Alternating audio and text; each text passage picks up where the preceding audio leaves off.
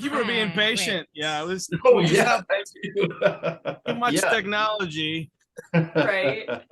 Well, I already Doesn't told you, I've been struggling with my technology side of things already anyway. Yeah. So, yeah. Yeah.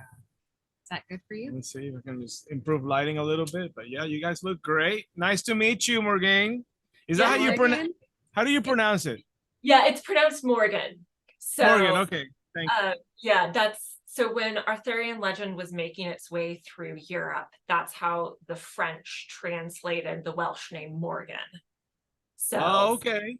yeah, it's the You French know- spelling. Yeah. That's nice. Yeah. So Yeah. how would they pronounce it? Oh, I don't know what like the technically correct way. So because it would be French, right? So it's Latin based. So it would be more like Morgan, Yeah, Morgani, Morgan, Morgan, Morgana. something like that. I would think. Yeah, something like that. So Ish. I can't think of a Spanish name that comes close, but No, Yeah. no. yeah, No, that's yeah. It's funny because whenever I worked construction, everybody called me Santiago or Jaime. So nobody called me James. It was always Santiago or Jaime. yeah. that's fine. I have the same thing when traveling, is that sometimes people have a hard time pronouncing my name. So I do, like local versions of it sort of thing. Yeah. Yeah. Yeah. So the reason that I was excited about this conversation was because Morgan actually was not indoctrinated. She wasn't raised religious at all. She grew up in the Portland area. Yeah, West Coast, and I mean, pretty liberal, I guess. Yeah, definitely. And so I was indoctrinated from the time I was like baby. I don't remember ever not believing, hardcore evangelical, charismatic Pentecostal Christianity. And then you guys both weren't really indoctrinated into it, but you came into it later and then got real hardcore. And so we all have very different stories. And so I thought it might be kind of interesting to kind of get into that a little bit and talk about that. Yeah. And I would even say, even though I wasn't like indoctrinated as a kid, but I feel like that's all I knew. Like, cause I'm in a very Christian area, state. And so I don't feel like I knew otherwise. Yeah, that's interesting.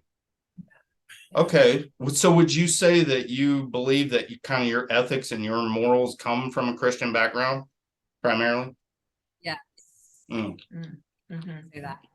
Yeah. Yeah. And so Morgan's mother grew up in like all over the world, and she spent time in Japan. Yeah. Yeah. And so she came from like a more Eastern. Well, so that was later. So she was Okay. raised in some sort of Christian denomination that I can never remember the name of.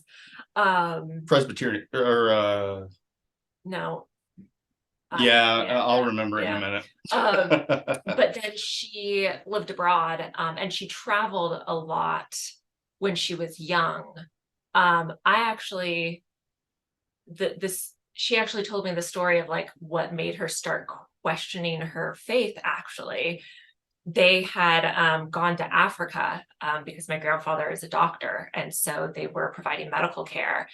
And she got back and was like presenting to her church about like this trip, and she loved it. And the comments she received back from some of the people in the church were so othering about the people that she had met in Africa, that she was like, but where, like, God is love, and like, where is this like be kind part of Christianity that's so drilled into me as a kid? And that was what she described to me as like sort of the start of her questioning her faith there. But then when she went to Japan, she got very interested in learning more about Shinto and Buddhism in Japan. And I think just all of that really opened up her experiences to other ideas and ways of thinking. Yeah. That's so true. I studied abroad in Southeast Asia and in Australia. And every country was very, very religious, but different religions. Where were you in Australia? In Perth, Western Australia, Oh, which is okay. very Yeah. atheist, I would say. Yeah. But in, like, for example, Malaysia, it's a mix of Indian and Asian. So you get Hinduism, we went to Hindu temples, and then you have the animist, Taoist from the Asian side. And so you get a lot of the shrines and the incense and, bowing and that kind of thing. But I just remember like meeting all these wonderful people from all these different countries, and their morals were different. Like, just even, for example, like how in Asia they just cross the street and they don't really because they're just like, if you're meant to die, just go. Like, that's their mentality, and that shows in their culture. So it was like, but they have their own way and it's working for them. And so yeah, it is broadening your scope. Like, oh, it doesn't have to be this one way. This isn't the only right way. Yeah. Definitely. Yeah. I growing up in Colombia for me was also very different because it was at first very, very Catholic for me. And so just being acquainted with the whole Catholic rituals and the saints and the Marys, but my family was fairly liberal in that Catholic sense. And I think we just kind of limited our scope of beliefs to, there's a God. But even like Jesus was not like a divine person. It was just like the Son of God, but we didn't see him as this divine being like we understand him in Christianity. So then as an adult, coming to understanding of Christian theology, where that's a huge part of it. Can I ask you a question? Uh-huh. Was Mary more important than Jesus? To some people, I would say yes. I think that there's like a spectrum of Catholics. Sure. There are many of them that are like super devout to the virgins. Yeah. Like I remember some family friends that even kept like a shrine in their house. Right. Yeah. So I've seen stuff like that. That's what I was curious about. But we never, like, if I think back, we never really had images at home other than a crucifix. Okay. And so that was our main thing.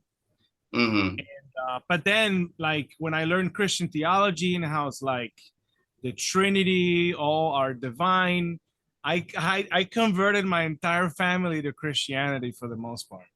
Oh, wow. Look at you. It was like I turned the whole thing upside down at home because I'm like, no, grandma, it's this. And, I ended up baptizing them even as, wow.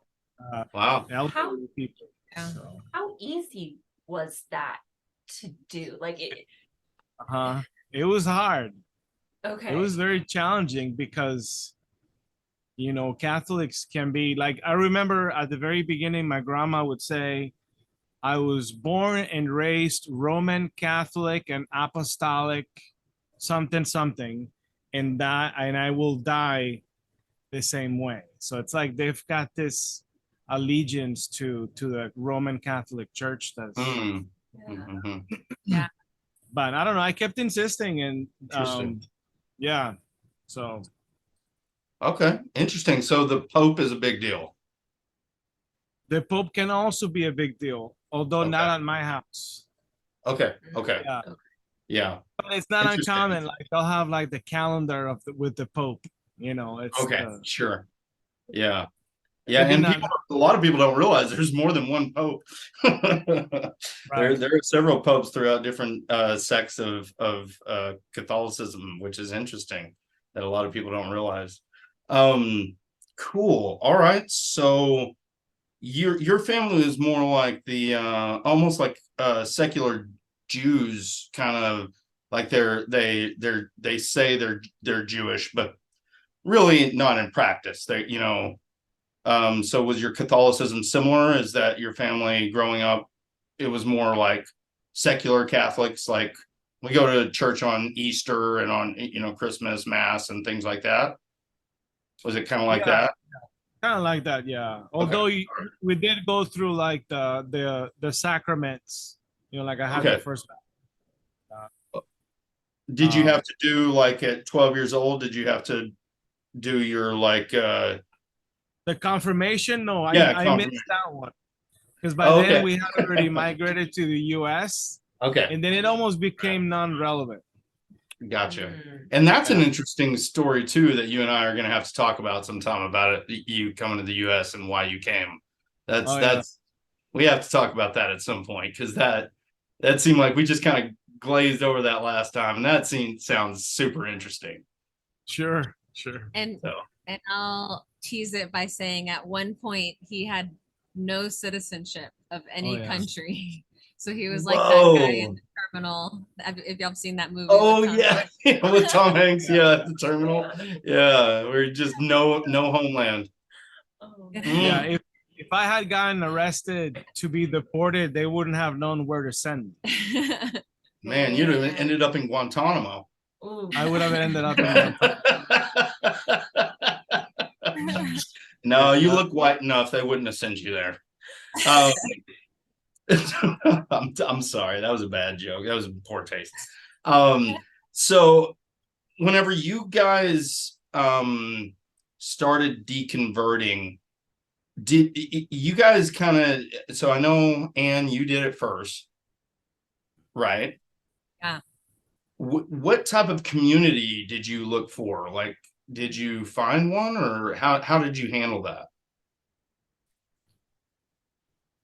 No, I went to the library and I got books on evolution and was watching my own videos about myself. And no, I don't think I talked. I had a friend that I was talking to about it while I was going through the journey. And she is Christian, but she kind of made it seem to me that she wasn't very practicing, like didn't really care that much about it. Gotcha.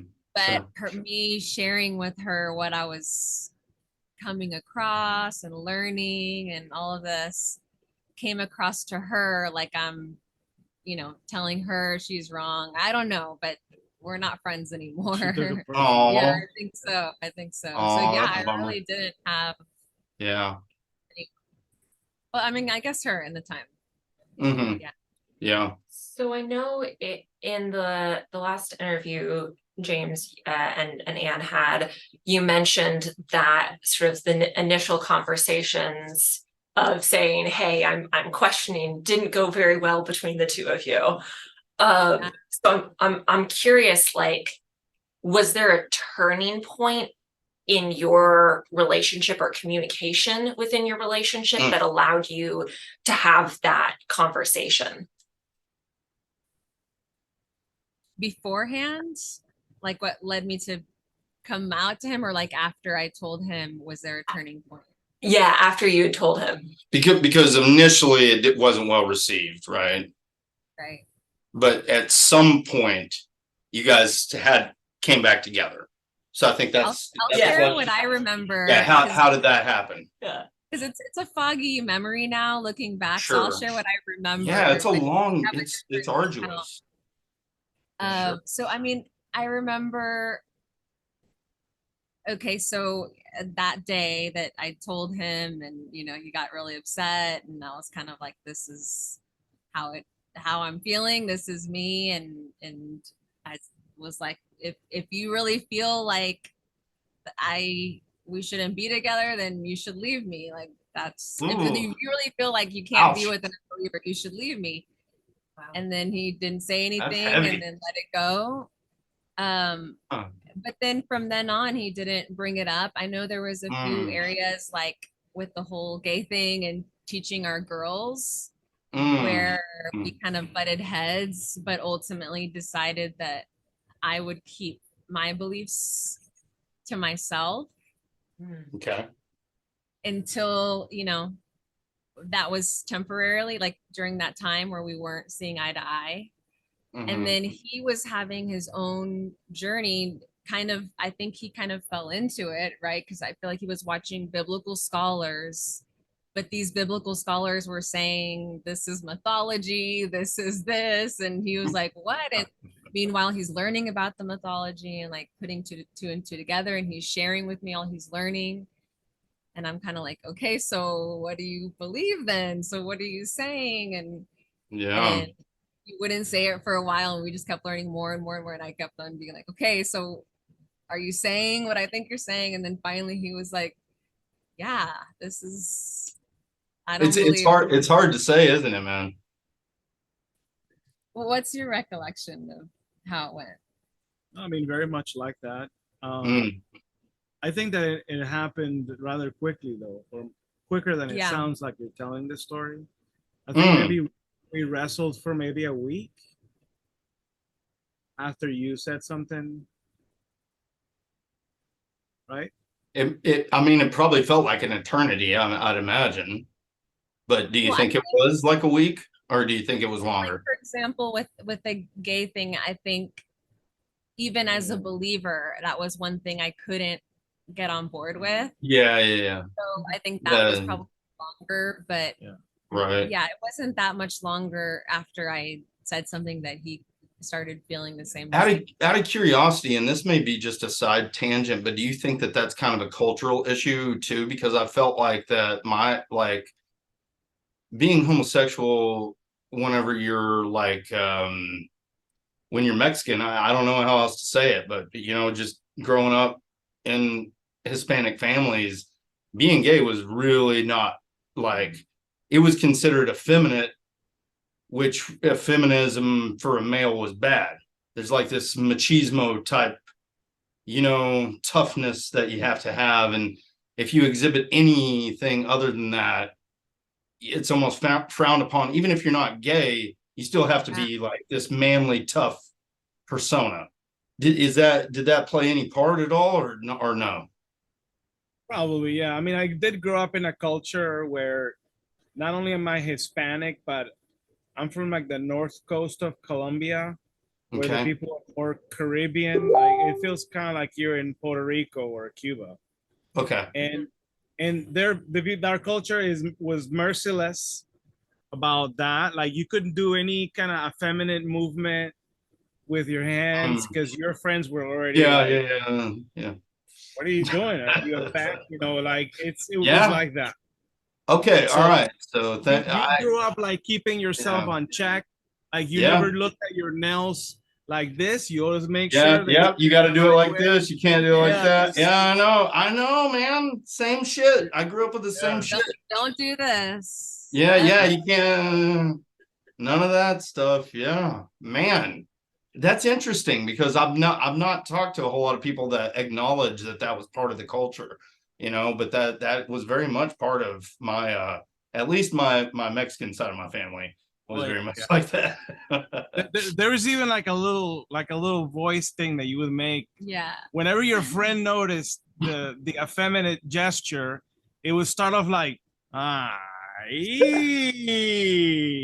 that called everyone's attention that was around, like, what's going on? And then it would follow up with like, what are you gay? Yeah. It was a huge thing. Oh my gosh, I remember that shit. That's funny. Oh, okay. Well, I appreciate you acknowledging that, because just I don't know. I was just curious because I experienced it. And so I was just curious if that was part of what played into you having trouble accepting homosexuality, gay people as like normal. Like I remember when I realized that it's just normal, like that's part of just species do this. There's like almost every species does this. And I think Mark also was open to homosexuality or homosexual people even before he deconverted, because I remember he had coworkers that he was really close with. Oh yeah. Yeah, you meet awesome people and you can't help but like them. I mean, I matured homophobia just by adulting, but there was always like the law thing and the God thing and whatnot that you're right. Like, well, you can't help that's the rules. Yeah, it seems like the Bible's pretty stern. Like if the penalty is that, then it must be a big deal. Yeah, you're supposed to stone them. I don't know what to do with that. Yeah. So, but I mean, as a believer, you just, I don't know what goes through your mind, because it's like you see how they're obviously like not harming others, and like who are we to, judge other people? And like in Christianity, there's always like that double talk of like we're welcoming and God loves everybody, but then we also we were very quick at like othering, like you mentioned, Morgan, earlier. Like it's us versus them, and they're of the devil, and that's a demonic thing. Yeah. And it's just it's so hypocritical. Like, right. Yeah, that's interesting.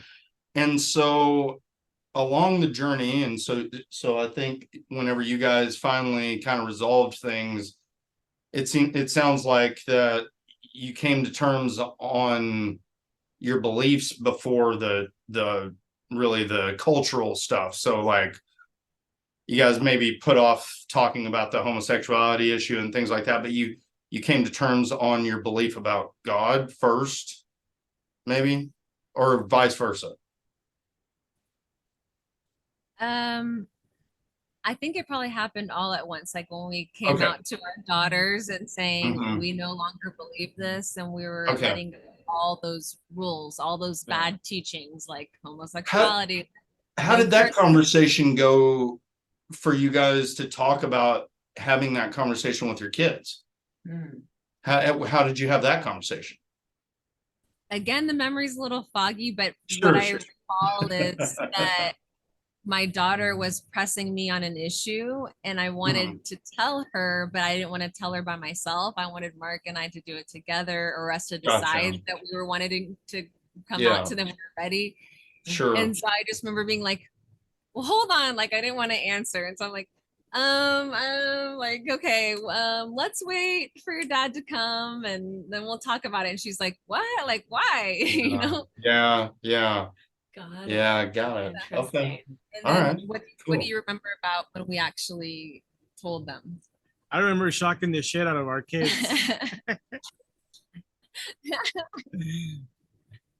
Yeah, imagine. Yeah. Yeah, just the look on their faces, like, what? You guys don't believe this, and blah blah blah. So, how old were they when you got let go from your position as a pastor? If I had to guess, 2013, like 7 years. 5, 6, 10 years ago, something like that. So they don't really remember you being a pastor, maybe, or do they? They do. They do, yeah. They do. Yeah. Okay, all right. Because my son doesn't remember. You know, he had already I had already gone into the secular workforce way before he can even recall. So he doesn't remember whenever I was a minister. So I wonder about that, if that played a part in their, like shock, is that, they remember you being Mr. Jesus, right? Yeah. After that, then we were like, okay, you can cuss and you can date. And my family hates that I let my kid cuss. Yeah. They hate it, and the school loves it too. So no, we've only had one incident. He knows. Socially, you can still get in trouble socially. You still have to have some boundaries, because you are going to offend some people still. But in my home, we don't have censorship. You get to speak your mind, but you don't get to treat people poorly. So but you get to speak your mind, and you get to use whatever language it seems appropriate. How old are children? Or how many? We only have the one. Yeah.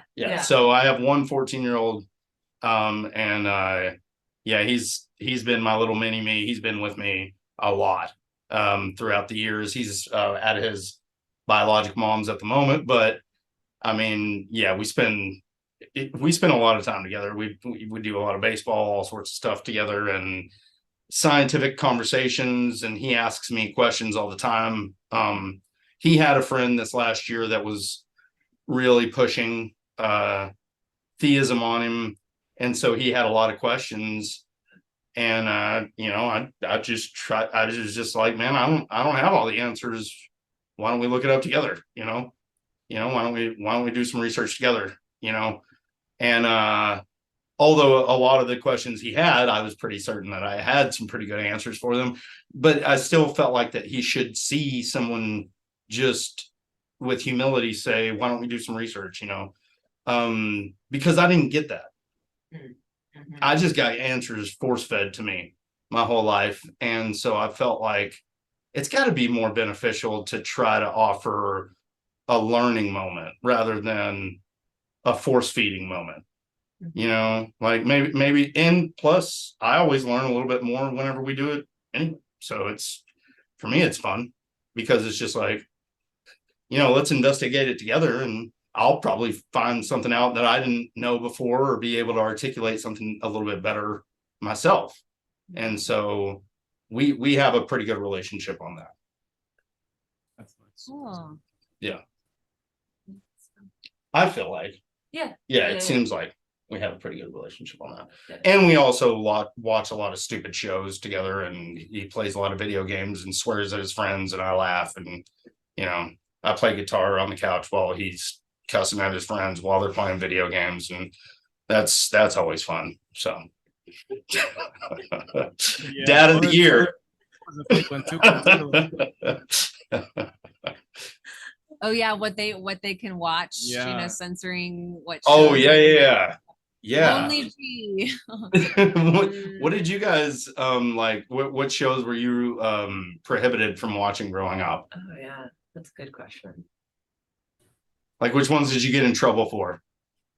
We didn't have cable, so I. Oh no, okay, all right, cool, all right, out yeah. there. No, my grandma had cable, but my parents didn't. Yeah, no, we so I got in trouble watching Beavis and Butthead. I got in trouble watching the Smurfs. I remember that was a big one. Oh yeah, they're demonic. That's right. Yeah, the Simpsons. You couldn't watch the Simpsons, and things like that. So yeah, that was always fun. And then music, we got in trouble for the types of music that we listened to. So it wasn't just television shows, it wasn't just movies, but it was also music. Are you listening to the right music? And so constantly, getting Christian albums bought for us that we didn't want. So that was fun. And you made me think of like something that my daughters have mentioned is even now in the age of social media and TikTok and Snapchat, like the Christians are very religious families are really shielded from all that. So they truly do become othered because they don't know what everyone else is talking about, the dances, songs, all of that. So they can't relate, and then they stick to their people, and then they seem weird to the other people, and then they probably seem worldly because they're watching and dancing like that and dressing like that. So it almost perpetuates the problem. I don't know. Or do you follow? I don't know if you guys follow very many other atheist YouTubers or anything like that, but Erica has a channel, Gutsick Gibbon. I don't know if you've seen this one. Yeah, okay. Yeah, she's like brilliant in biology and evolutionary biology. But she mentioned that like it's ironic that most of the apologist channels and the theistic channels that you see, their references are like 10 to 20 years old. Old, even older. I've seen like 60, 1800s. I'm like, the references that they're using like culturally are like so outdated. They're not connected to the pulse of the current culture at all. The references and stuff, it's like, oh man, are you really still calling people a snowflake? Seriously? It's just, it's interesting. But I don't know. Then also I see in lines of the othering piece is how you notice how like they don't want, like, if you're in the very fundamentalist Christian religions, you're gonna be like, they don't want you watching Disney because Disney's of the devil, and like there's like you like even like still right now, like the whole thing with the little Target? Oh, the Little mermaid thing. Yeah, Like they're sure. always making something about that.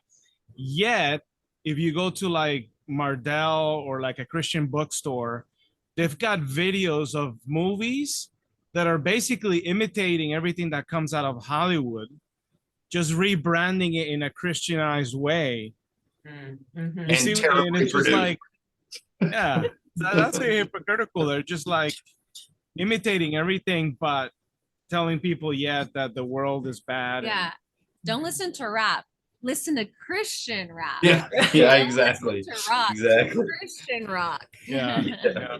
My life, you like, ooh, Yeah.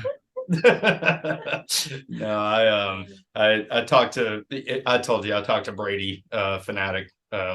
He and I had an interview, and he actually just had a conversation with the manager of Grits, and he no, he's also they're all deconverting. It's crazy how many of these big names and people are backing away from this, and people are going to have to start taking notice that a lot of us are deciding that being kind and humanism and, pushing for secular choices and options, it seems to be the direction that most of us are heading.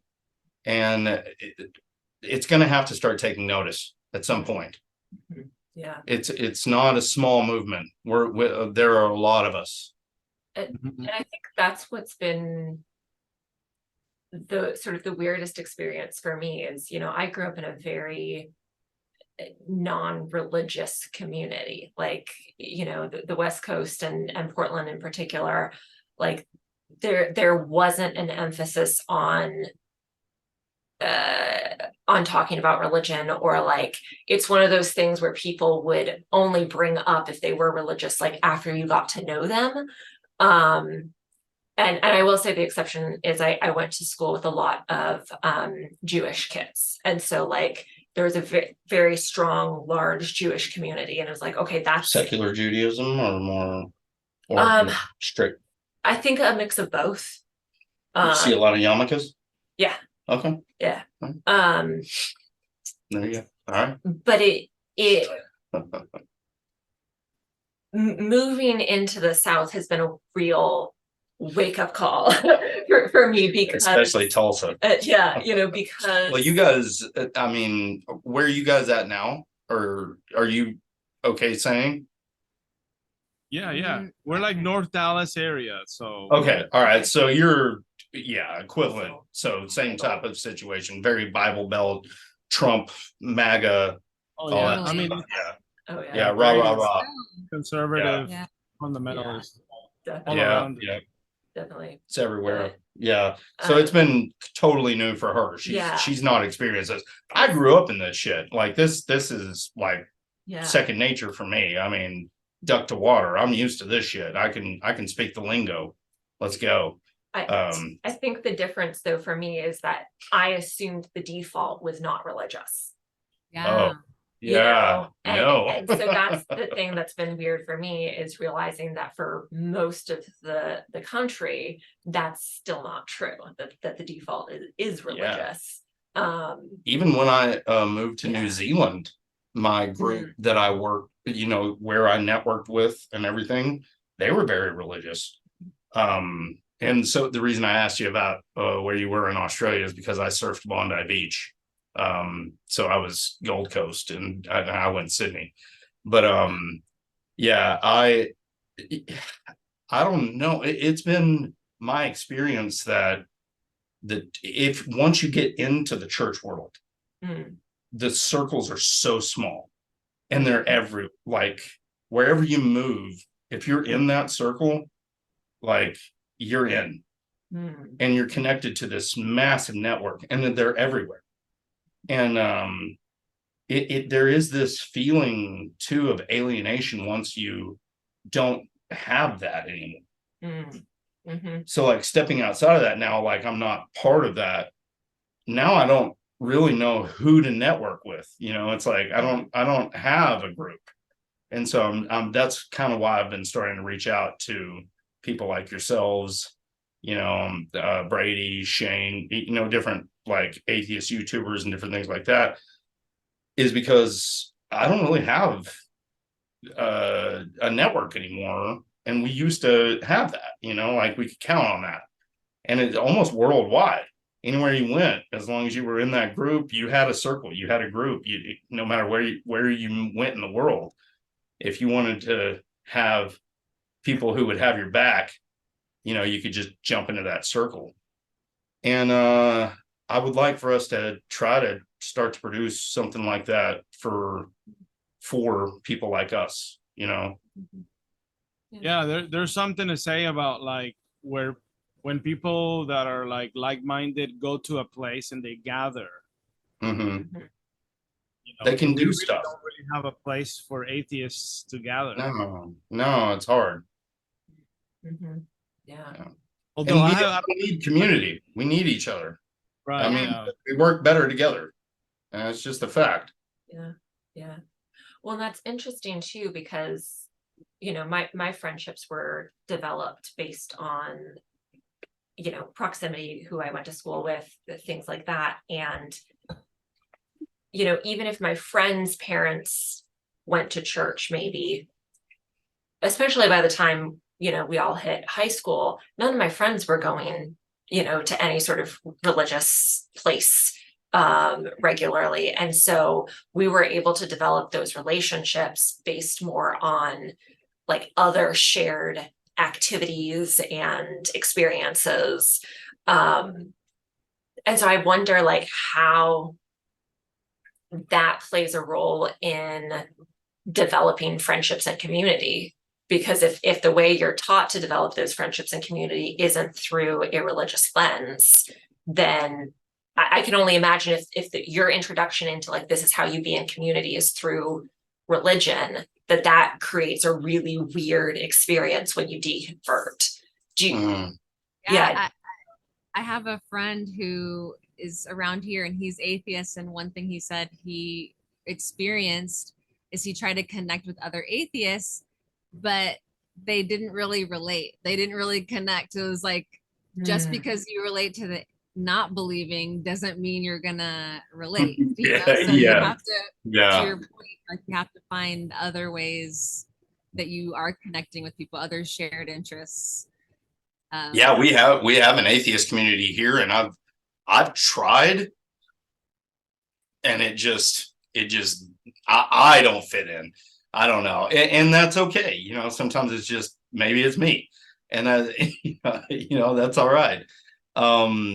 But I am looking for, you know, people who are humanists. They care about people. They want the best for society. You know, they're advocates of the scientific method.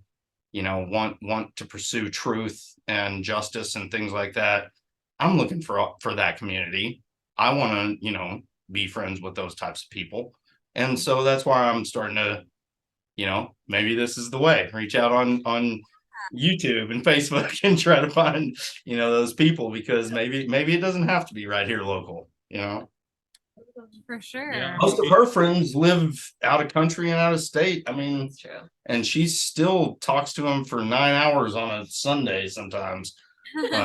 Only 6. Well, I mean, she's maintained her friendships throughout her life.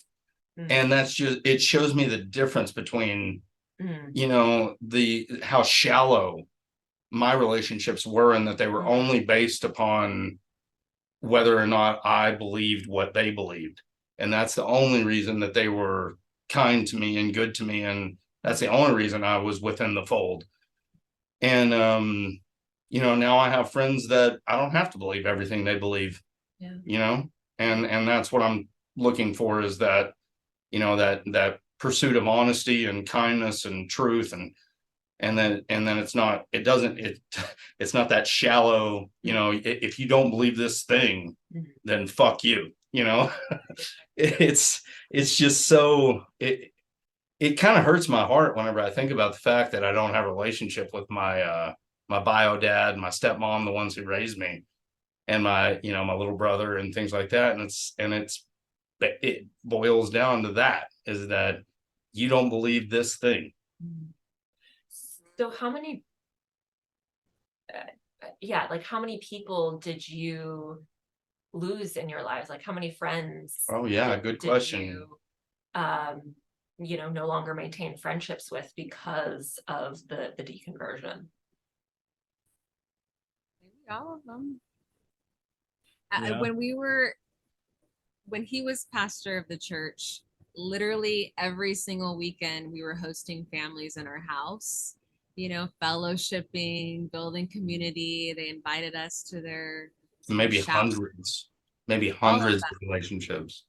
Yeah, and none of that continued. None of that remains. We reached out to old church friends that we thought we were pretty close, and like there's this couple that we would always get into like these kind of talks and talk about theology and the Bible, and we could just go on for hours and hang out and whatnot. And now like they don't, like we met them over for dinner, and we talked about all this, and we shared our story, and they said that they loved us and then didn't ever call us never back. contact you again. Yeah, cut you out of their life. We love you, now never talk to us again. Exactly. We'll pray for you every day. Every day. Yes, we hope that we one day can be friends with you again if you believe what we believe. Yeah. Yeah. How was that for your relationship? Because I would imagine like going from having such a robust community to just maybe mostly having each other, like, did that make you guys grow stronger together, or did that actually put a strain on your relationship because you just had each other? Yeah, go ahead. Yeah, I mean, we were burnt out. We were so enjoying sleeping in on Sunday, right? Breakfast with Fucking our girls love it. table. Yeah. We didn't want to go back, and we didn't want to admit it. We're like, we're still resting, like a year later. Yeah, it was crazy. Like for me, it was like all week long thinking about the service, and then the service comes, the service ends, and it's like 1-2 p.m. We're still at church, and it's like I gotta get back to the office on Tuesday. We had Mondays off, but it was like week after weekend after week out. It was just we don't want to do it. If a revival hits, my Christ. Yeah. And then you're never sleeping. Sunday school, all weekend. And so we had so much more time with them. And that was. I love your earrings. I keep catching them. And like catching your earrings. They're nice. It's great. Yeah. Well done. Yeah. I hated revivals more than anything. Because I knew that I had to perform. And I haven't realized until recently how much I was required to perform and how much I was told what I had to do and so now I know that the terminology for it is called masking. And because I'm neurodivergent and on the spectrum, I had problems. I didn't like hugging. I didn't like the touch. I didn't like all the social interaction. But I was forced, and my father told me that was a requirement, that it was my responsibility to love people and do it in this manner, and that he would, show me how to do it. And so I was forced into that. And so in hindsight now I know, how problematic that is, and that maybe it's not just neurodivergent people that are affected by that. Maybe normal neurotypical people are also affected by the fact that they're forced to hug people and, be comfortable with people that they're not comfortable with and that aren't safe, and that are taking advantage of them and things like that. And, now I look back on that and I think, You know, that wasn't just problematic for me as someone who was neurodivergent, but that's also problematic for everybody. That's harmful. You shouldn't do that to anybody and make them feel forced to show affection to people that they don't feel comfortable with. That's not healthy. Yeah. That's not a safe thing to do to anyone. I that's one of the things that I've definitely seen, right, with my like outsider's perspective, is that realizing like how many requirements and expectations there are around like negating your personal boundaries. Oh yeah. And like that is something that I hadn't really realized, until really talking to James about his experience, is just like that emphasis on not having a personal boundary, personal sense of self, almost. That's how it seems coming across to me. And like as an only child, especially, that's like, what are you talking about? That's not how you live life. I'm grateful that I wasn't with anybody that was pedophilic and was grooming, because this was the type of environment that would have been entirely suited for that. And that's the type of stuff that I don't, that's the type of stuff that I'd like to really address and just say, forcing people into these types of behaviors is just not healthy. And it presents these cases, it's just not healthy, in my opinion. But I don't claim to be an expert. It's just, I had experiences myself, and now that I've learned that I was masking and that I was forced to behave in ways that I didn't feel comfortable with, and that surely other people were going through the same experiences, these are things that I want to address. Yeah, this is stuff that's got to go away from our society. I also think about like that Christian message of dying of oneself, like the attack on your identity and your personhood. Yeah, like that's huge. Like that's part of Christian theology. That's at the essence. It's like, you have to die to yourself, your life, and your desires, and because it's not even about your will, it's about his will. It's like, you have to abandon everything of yourself. Ego, pride, hedonistic, selfish. They make those into it's all negative. Yeah, that us versus others also applies to the individual as well. There's a part of you that is other, not of this world, right? We say that we're children of God, and then the other is your sinful nature. And then also and you were born into it too. You didn't do anything to deserve it. You were just born into it. No choice.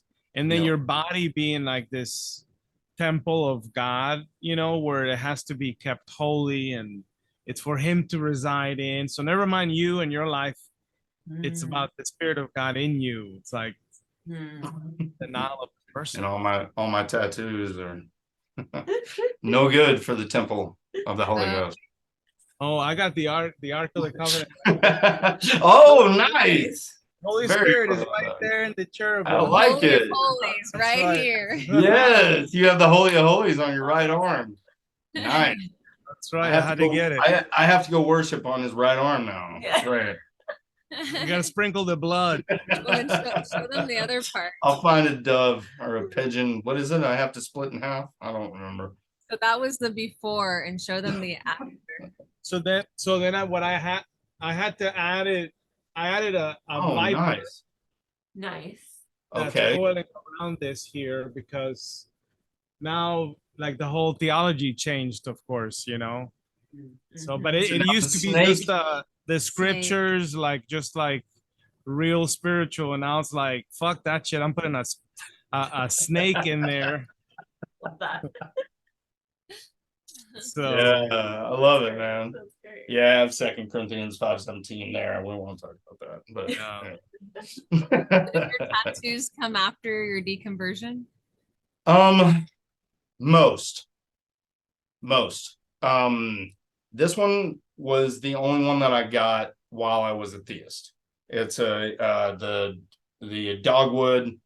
I don't know if you know the legend of the Dogwood, and then I've got trinities around the leaves, and then 2 Corinthians 5:17 under the banner.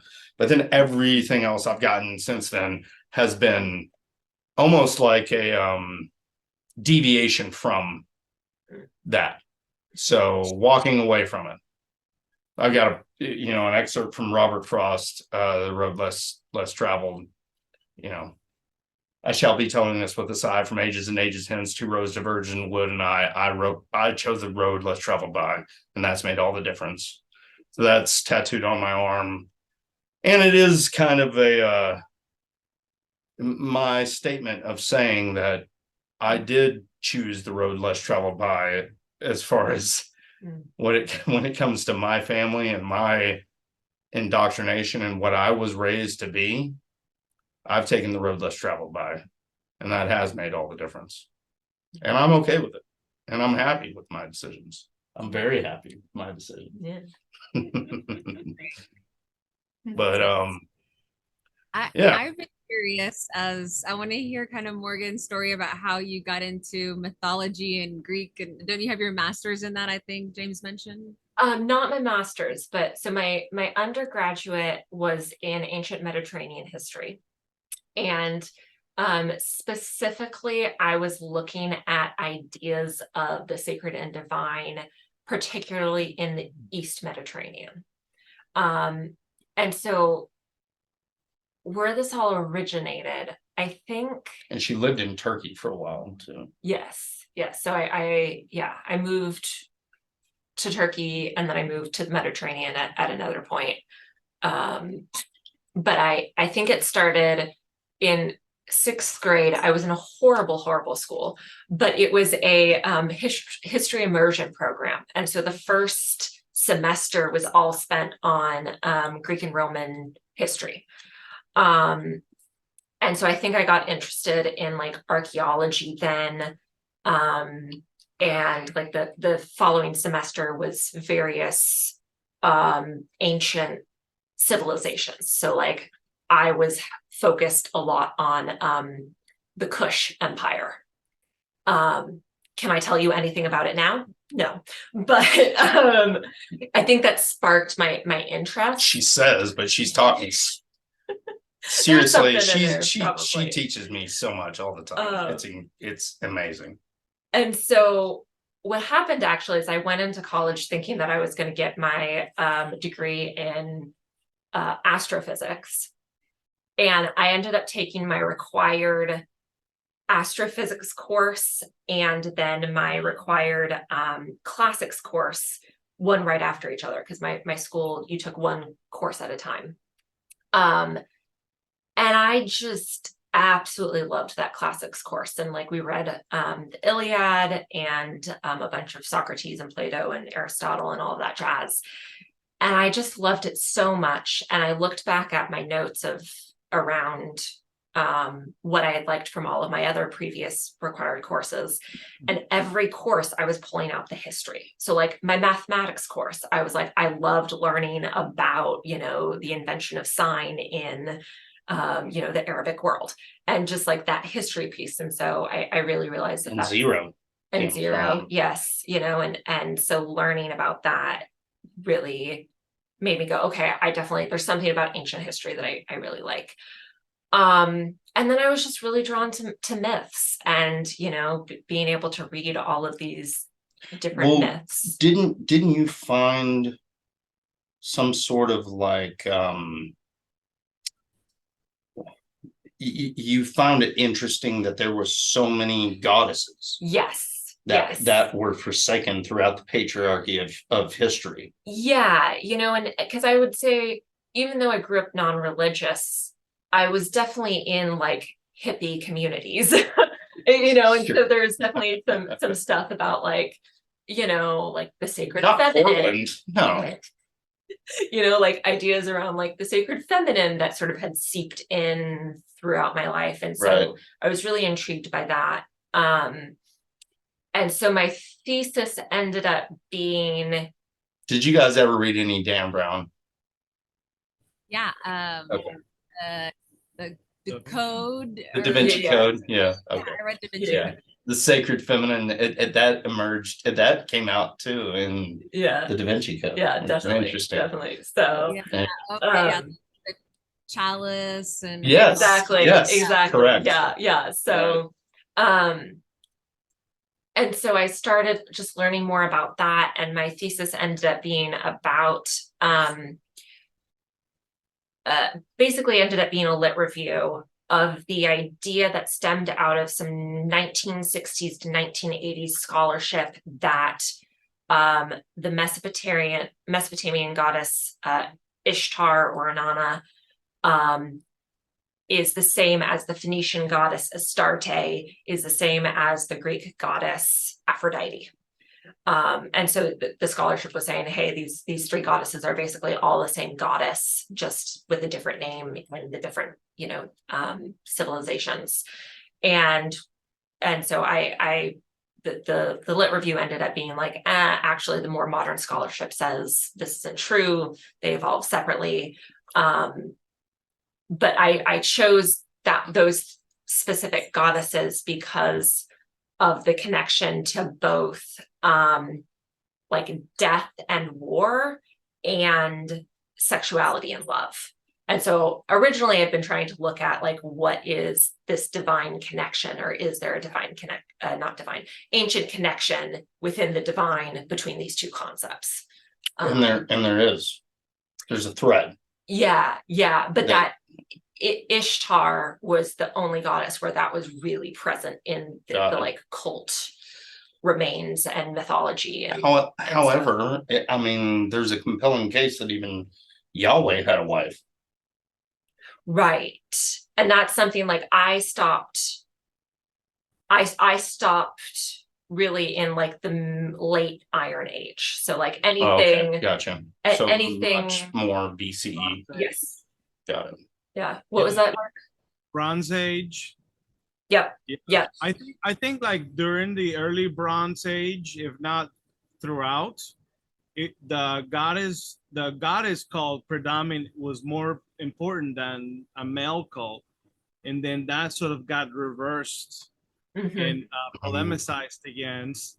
And Judaism being one of those that polemicized against it, because there's a lot of archaeology that supports that Yahweh and Ashtoreth were worshipped together within the same temple, and they had their own thing going on. So definitely, yeah. And that was one of the main things. Sorry, go ahead. I was just gonna say, I still recall the moment when I was in a museum and it was so much Cleopatra and the other goddesses, and I'm like, wait a minute, this was before Christianity. Like women were gods, like they were powerful. And then I was like, motherfuckers, like we make life, like what that makes way more sense.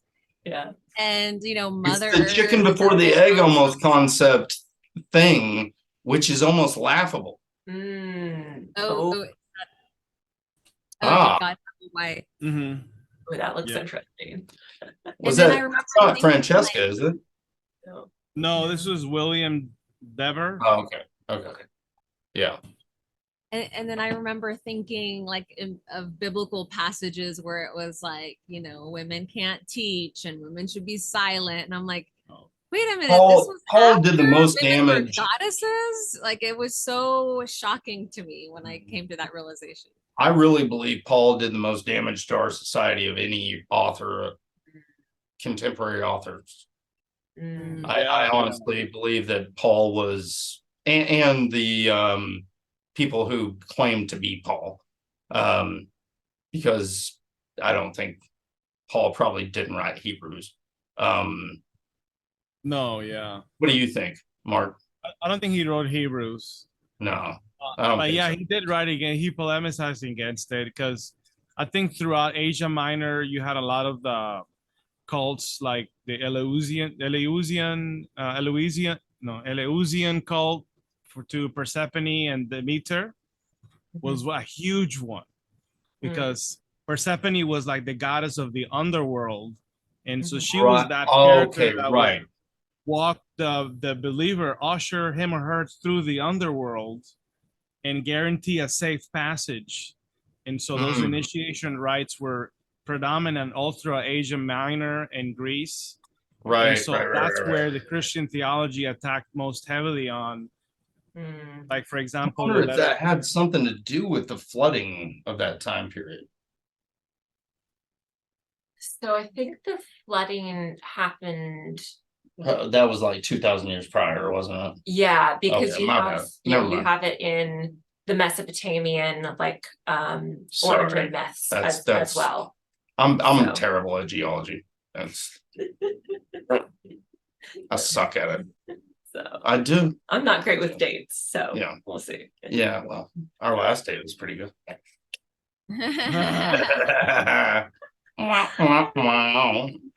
So but yeah, anyway, that's what my sort of study entailed. And then I finished college and realized I didn't want to go into academia further. And so instead I went and lived in the Mediterranean for a second time, and then was able to go to a lot of the different archaeological sites that I had studied as part of the thesis. So, yeah. So that was really cool, being able to go to those physical locations. And that's really what I love, is being able to visit those sites. And she's taking me on our honeymoon. Yes. This next year. So Yeah, we want to go to Sicily, and part of my personal interest for going there is visiting. I think there's one of those gates to the underworld, and that whole Persephone cult kind of started there, and so there's a lot of stuff to see out there. And yeah. Used to make a fire. no, this is the so that Oh would wait, be that's for the in other the trip. area. Yeah. Never mind. So yeah, we do want to travel out there. There's also that I don't know if you guys know Myth Vision. Okay, this is familiar. Go ahead. So he does like Derek Myth Vision brings in all these scholars, and he interviews them, and they talk a lot and About the mythicism, like this, that the Christianity is from myths. Brings in experts. I think I know. I think I've heard something. okay. Yeah. So anyway, he's organizing a trip to Israel next year. Mm. So With all these scholars, Dead Sea Scrolls. Oh, that'd be cool. Yeah. That'd be cool to hear them all talk about, everything, all the sites and stuff. Yeah. Yeah, and it's like non-religious. It's a skeptics and scholars. Can I ask you? Can I dig a little bit on Sicily? What is that? I'm not familiar. I'm familiar with some of the Italian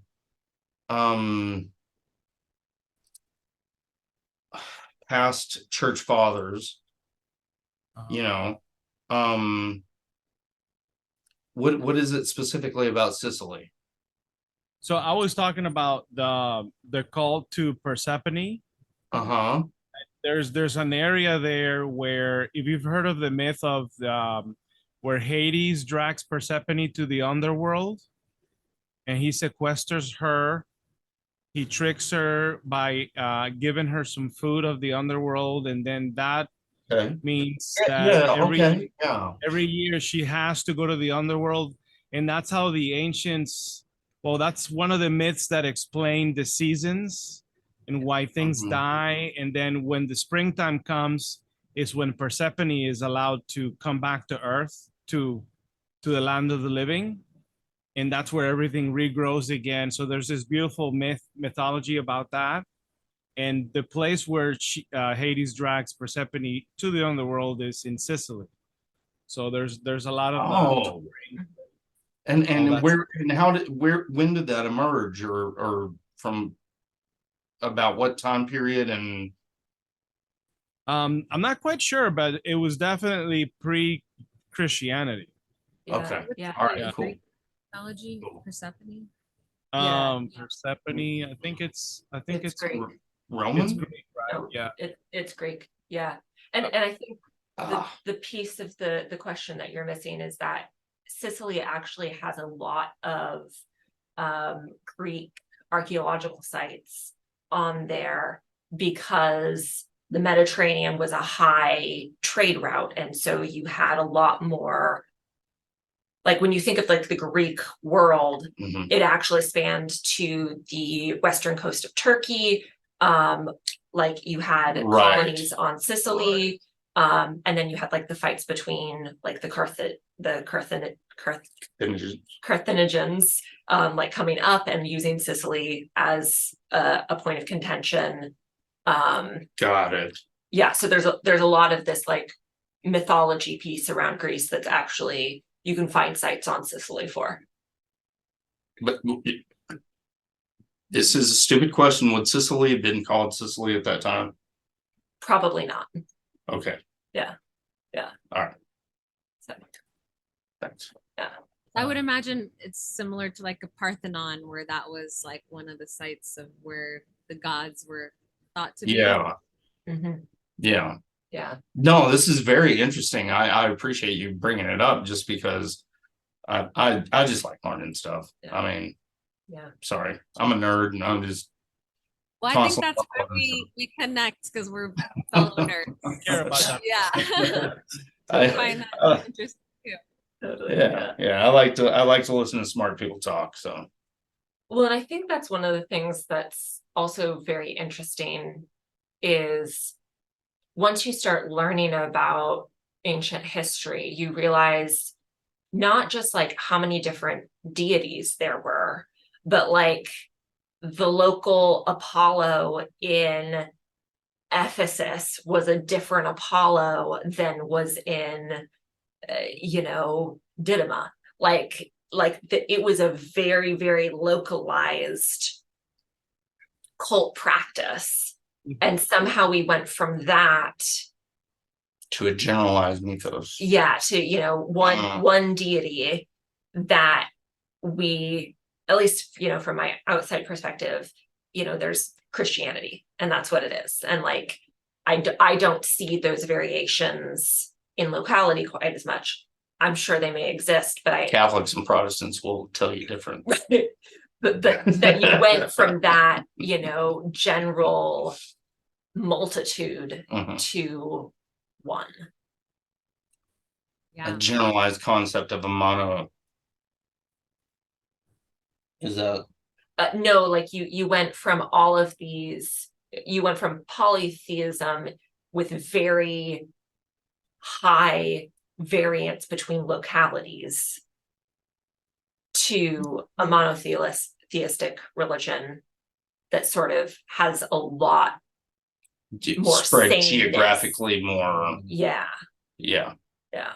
And got more strict. Like Christianity was very imperialistic when it Mm, started spreading. right. Yeah. Yeah.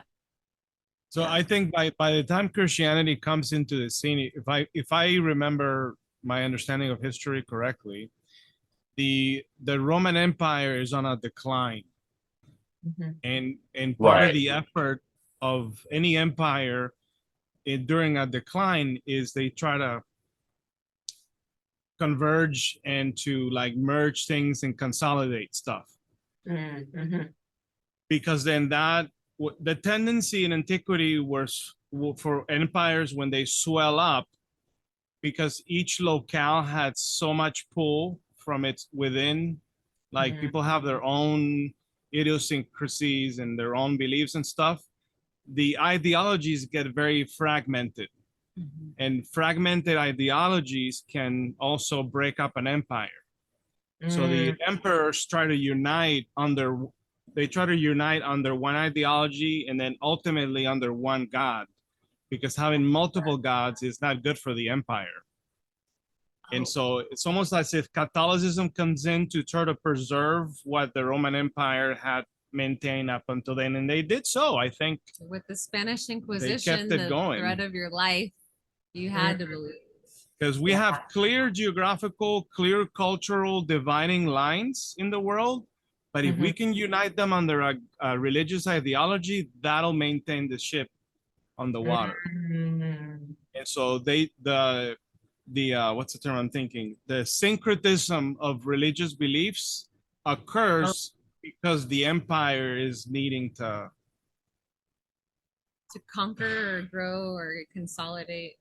So synchronicity comes from necessity for from survival. necessity, yeah, and it's practical because, Yeah. for example, when empires are conquering, they're colonizing, and that happened here when the British came out here, when the Spaniards came to the Caribbean, rather than saying to the natives, get rid of all your deities, get rid of all your religious beliefs, which would be a much harder, difficult road to travel for missionaries and so forth. They're now like combining images of like natives with like religious concepts, and they're rebranding the religion, kind of like the Guadalupe Virgin to the Mexicans, or every virgin for every Catholic country Right.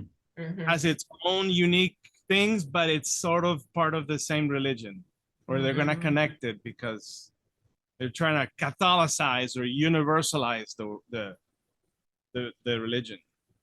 Interesting. Yeah. That makes a lot of sense. So is that are you writing a thesis? Me? Yeah, I'm terrible. Like when it comes to writing, I'm so lazy about it. I keep saying I need to write a book, but No, I mean, that sounds like a fairly good thesis. I mean, I've not actually heard it expressed that way. Does make a lot of sense. Yeah. I do feel like that you could probably find a lot of supporting, documentation and information to back that position. Yeah. It might be a worthwhile pursuit for you to actually write that as a thesis, man, for peer review, because it's actually pretty compelling. yeah. And living in Europe and that, I guess you were in the Mediterranean, I feel like you can see evidence of that. Like you can see the old mosques now converted to a Catholic, and so you can see the history, the timeline of who was conquering what area at what time. Absolutely. Yeah. Yeah. And we watch a lot of archaeological documentaries too, just because we love this shit. Yeah. Yeah. About this stuff too. So. No, but you can see that. So a really clear example of that in Turkey. So the mausoleum of Halicarnassus is one of the original 7 ancient wonders. And when you go to the archaeological site, there's like some foundations, but there's really nothing there. And so you have to go a couple of miles away to the, I don't know, St. John's Castle, some guy's castle. And they used, they used all of the stones from the mausoleum to build this, Christian castle. And you see that all over the Mediterranean, that like with the building blocks, there's, you're using stones from all of these ancient sites that existed. For instance, one of my friends, they own a hotel in Turkey. And so the site where they excavated, you have to have the antiquities department come through and like pull out anything that's like super important. And then like everything else they leave, you can use to build. And so they have, some like leftover stones from the Temple of Artemis that's at Ephesus in part of their construction. And so like, that's just what you do. Like you use the materials that are there. So upcycling. Yeah, exactly. Absolutely. Yeah. So temples would get recycled all the time. Yeah. And as empires came in and went, they not only left their ideologies and their like religious influences, but they also left archaeology for you to study and these things to come up later. And it's fascinating. I love this. Yeah, we do too. Yeah. I know we're nerdy. Man, nobody is going to enjoy this interview because it's just for us. It's seriously just a conversation between friends, I think. I don't know. It's people are going to get bored. I don't know. Because we're nerdy. But no, I genuinely love talking about all this stuff and love hearing, your opinion. And I do think you're onto something and that you might consider, going back, re-listening to this and thinking about putting pen to paper, because you might be onto something there with a potential peer-reviewed article. Yeah. Thank you. Yeah. Yeah. I may not necessarily. I'm sure I'm not the only one who's sort of saying anything like it, but No, I mean, I think I've heard it before, but I don't think I've quite heard it articulated in the way you did it. So, it's just my opinion. I don't know. yeah. I don't know everything. We could at the very least make an episode about it, and then we'll let you know. Yeah, definitely. That'd be great. fun. Yeah. Super interesting. All right, so we've gone the gambit on things. Yeah, we have. All right, where are we at, guys? How do you feel? Good. I've got to be picking up my daughter here soon. Okay. So what do you guys think? Cut it here or what? Yeah, I probably have to get going pretty soon. All right. Yeah. This Well- is so great. I'm glad we connected like this. And we got to Absolutely. know Morgan more. Yeah. This was a lot of fun. Everybody cool with me just hosting it as is? Yeah. All right. Perfect. Cool. I almost thought you were gonna say, "Are you cool? We close this in prayer." I don't know why. It just Bow like, your "Are you cool? We heads. just close this in prayer." You got to reach out. Oh Feel yeah, your- the hands, Father. the power. You feel my power. Dear Heavenly Father, reach across these walls, Oh. touch these people. I'm not gonna do it. No. I do use the same modalities in hypnosis though, and I do let people know now though, full consent. I let people know that I'm using linguistic modalities that are capable of getting you into a state that is highly suggestible, and it is for what you are asking me for, the goal you're asking me for, and that is the whole direction that we head, and that's the only reason that I'll do it. So it's quite the opposite of how faith healers do things, and televangelists and Benny Hinn's and things like that, pop-offs. They use it in a way that is lying. And I use it in an honest way now. Full consent. You know I'm using this, and it's going to be your brain doing it to help you. Oh yeah, and I'm sure they were not the ones who invented those things. I'm sure they're. Oh copying.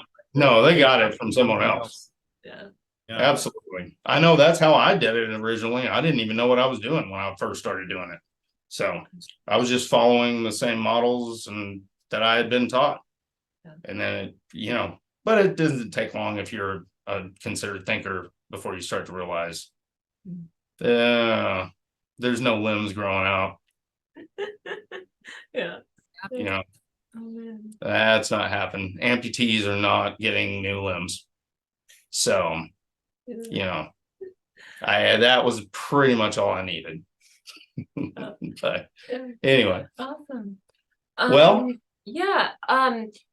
If wow, people ended on a haven't- down note. Sorry, my bad. No worries. We'll bring it back up. I got you. Lift us up, baby. If, Get us back up. if people haven't seen the previous interviews, where can they find you to? Oh yeah, you plug your channels. Absolutely. So look us up on YouTube, Apostate of Mind, and there you'll find our our episodes and our podcast. Tell them about the latest episode. Latest episode. Oh yeah, so we went into depth into this hypothesis called the documentary hypothesis, which is one that is widely accepted by scholars around the world that discredits that the claim that Moses wrote Genesis through Yes. Deuteronomy. Yeah, that's not true. Oh, I provide interesting. details and talk about the different traditions and how these four sources are dope. working together. Yeah. Yeah. Very Well, you're in good cool. company because there's quite a few historians that I follow who are credible and peer-reviewed who agree that Moses probably didn't even exist and definitely didn't write the first 5 books of the Bible. Genesis, Exodus, Leviticus, Numbers, Deuteronomy, and the Torah, the Pentateuch, the Torah. Yeah. So yeah, Very cool. Yeah. That's very interesting. That's very Yay. cool. Awesome. Yeah. Well, there we go. And you'll put the links and stuff. Oh yeah, I'll drop all the links and all that good jazz and do all that good number. There we go. And not only that one, but you guys also do another channel, right? So you got Apostate of Mind, but you also do like a call-in show. Yeah, it's called Belief Battles, and it's on Tuesdays at 7:30 at the moment. That's where we're the time we're doing it. Is that And Central? What Central Standard Time, 7:30? 7:30, and believers can call in and try to convince us on why we should believe, and we just talk it out. Believers in anything. Well, Christians, religion, yeah. Oh, okay. Santa Claus. Christians. And we are Bigfoot. looking for them to call us and Theists. argue Yeah. and allow us to put their reasoning to the test, not just say whatever you want to say. Got it. So it's not a preaching platform. You No, don't want not us to call in and say I had this experience and that's why I believe. You want them to defend their belief systems. Right. Yeah, and consider It's other an options. examination of epistemology. Yeah, that's right. Exactly. Yeah. Awesome. Cool. Well Yeah. said. All right. Well, I think that's really great. Yeah. And maybe I'll call in and test you guys and convince you that Bigfoot exists or the Loch Ness Monster or something. There we go. Sounds good. No, I'd never be able to do that. I have as much chance of doing that as convincing you that multiverses exist, and can't do that either yet. So, Well, thank you so much for Yeah, spending thank this you. time with us. We really appreciate it. And yeah, this was really awesome. Yeah. I'm really glad that we got the chance to do this. yeah, thanks guys. Good talking to Yeah, y'all. we've greatly Had a great enjoyed time. it. Do it Yeah. again. All right, have a great night, guys. Yeah. Appreciate you. Take All care. right, bye bye.